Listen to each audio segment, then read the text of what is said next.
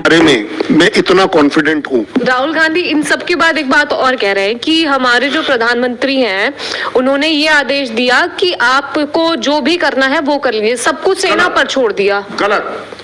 नरवाने की किताब में अगर ये लिखा हुआ हो तो आप मेरे ऊपर केस कर दीजिए, मैं पेंशन लेनी बंद कर दूंगा। और बोलिए। नहीं, ये चीज राहुल गांधी ने बोली है। अब किताब में से देखकर बोल रहे हैं, जो मैगजीन के कोट्स लाए थे उसमें से बोल रहे हैं। जी अब आप बिल्कुल ठीक आ गए।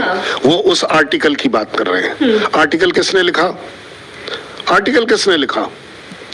नरवाने सर ने थोड़ी ना लिखा।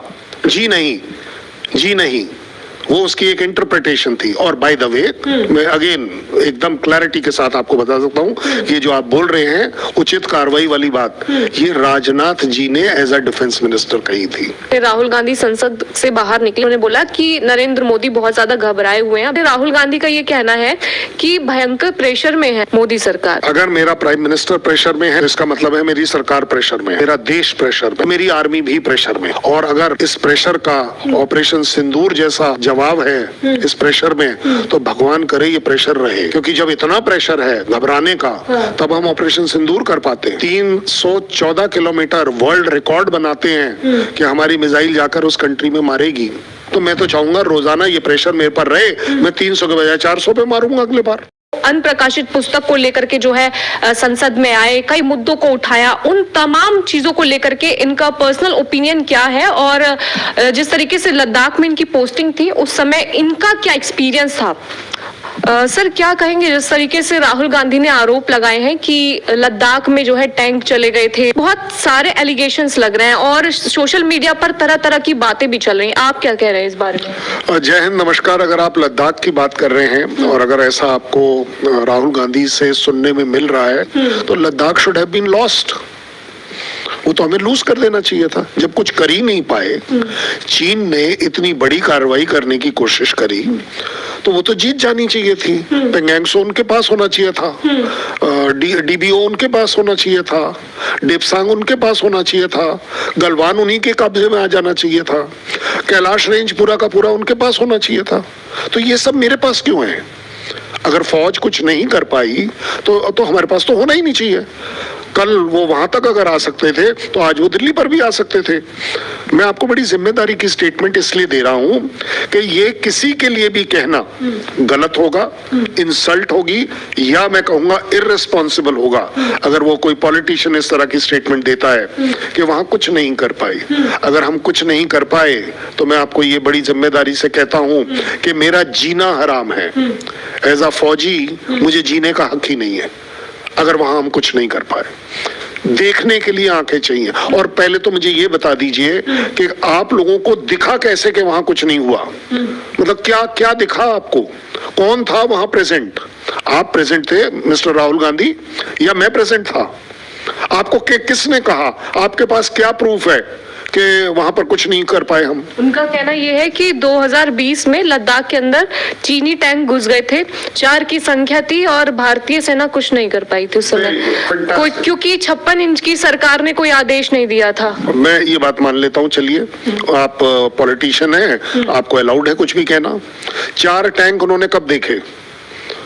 मेरे को प्रूफ की बात चल रही है ना, तो मुझे वो 4 टैंक बताइए। आपने 4 टैंक कहां देखे? मैं गारंटी से कहता हूं 4 से ज्यादा टैंक थे। और बोलिए, आपको सिर्फ 4 ही टैंक दिखाई दिए?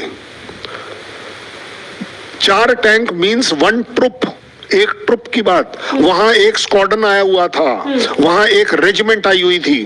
क्या बात कर रहे हैं आप लोग? इसलिए मैं कह रहा हूं, जिसने कुछ देखा ही नहीं वो कैसे बोल देगा कि वो 4 टैंक आए थे? और 4 टैंक कहाँ आए थे?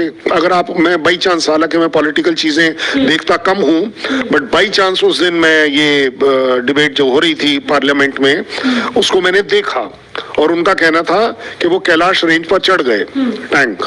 कोई टैंक कैलाश रेंज पर चढ़ सकता है लॉजिकली?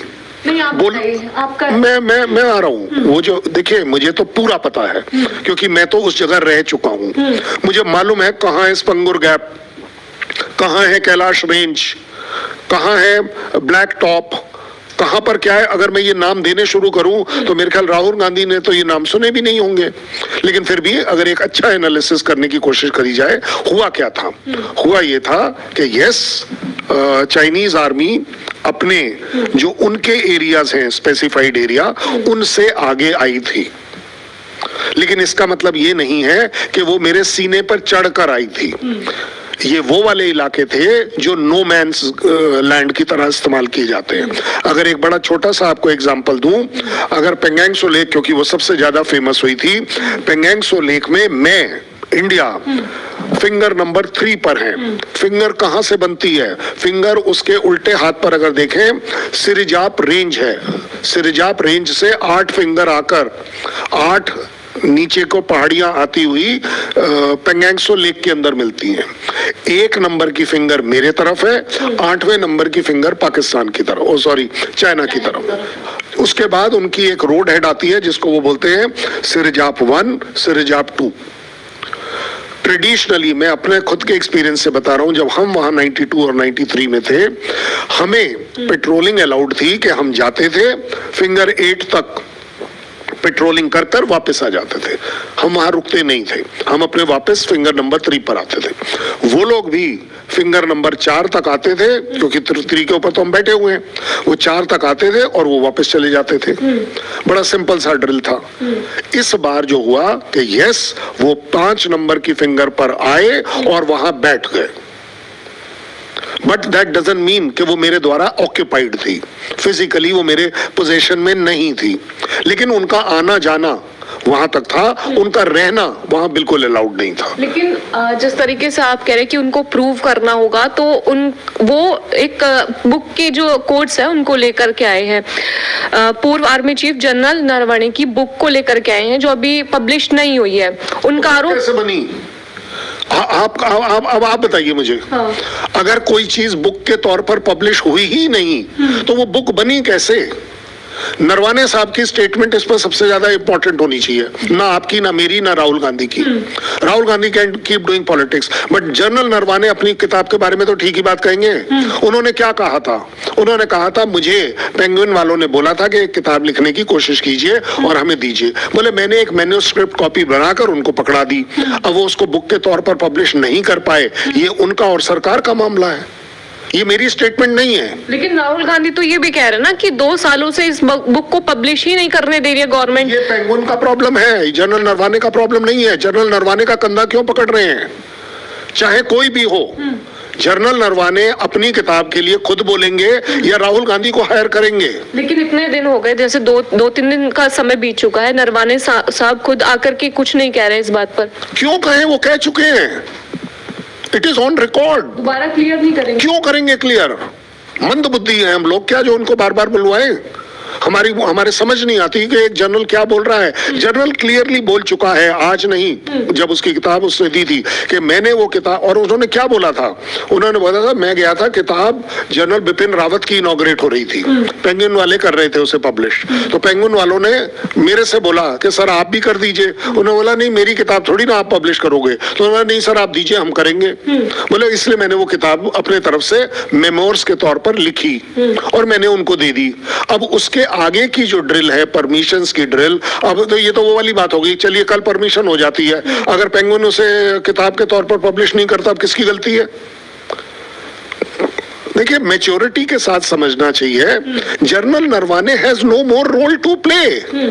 उन्होंने अपनी याददाश्त के हिसाब से, अपनी मेमोर्स के हिसाब से वो चीजों को असेंबल कर कर एक फॉर्मेट में पकड़ा दिया। अब ये पब्लिशर और सरकार के बीच में है कि क्या होगा क्या नहीं होगा, उसमें वो अपना रोल रख ही नहीं रहे। जब जनरल नरवाने ही नहीं रख रहे अपना रोल, तो आप और मैं क्यों होते हैं उस किताब के ऊपर क्वेश्चन करने वाले? बट फिर भी मैं जिम्मेदारी से मानता हूं, किसी भी तरह की किताब हमारी कंट्री में पब्लिश हो जानी चाहिए। मैं ये मानता हूँ, बिल्कुल हो जानी चाहिए, टोटल फ्रीडम होनी चाहिए कि कोई भी किताब अगर लिखता है, कोई भी किताब पब्लिश करता है, उसको गवर्नमेंट को अलाउ करना चाहिए। मैं गनर हूँ, गोला दागना मेरा जिंदगी भर काम रहा है। जब आर्टिलरी गोला दागती है ना, उस इलाके का 1 किलोमीटर का इलाका हिलता है। आपने कभी गोला अपने तरफ आते देखा नहीं है, मैंने सहा है, इसलिए मैं आपको कह पा रहा हूँ कि पैर के नीचे की जमीन हिलती है। हम अपने प्रैक्टिस में भी 18 गोले इकट्ठे दागते हैं जब प्रैक्टिस कर रहे होते हैं। ये तो लड़ाई की बात चल रही है। देखिए, मैच्योरिटी के साथ समझना ये पड़ेगा, yes there was a incursion, Chinese हमारे इलाके के अंदर आने की कोशिश कर रहे थे। और अब अगर आप स्पेसिफिक कैलाश रेंज का, तो कैलाश रेंज एक अपने आप में सेपरेट ऑपरेशन हुआ, और उस ऑपरेशन में चाइना से पूछ लीजिए, राहुल गांधी से पूछ लीजिए, आप अपना खुद का लॉजिक लगा लीजिए। अगर हम कैलाश रेंज की लड़ाई हारे होते तो कैलाश रेंज हमारे पास होता?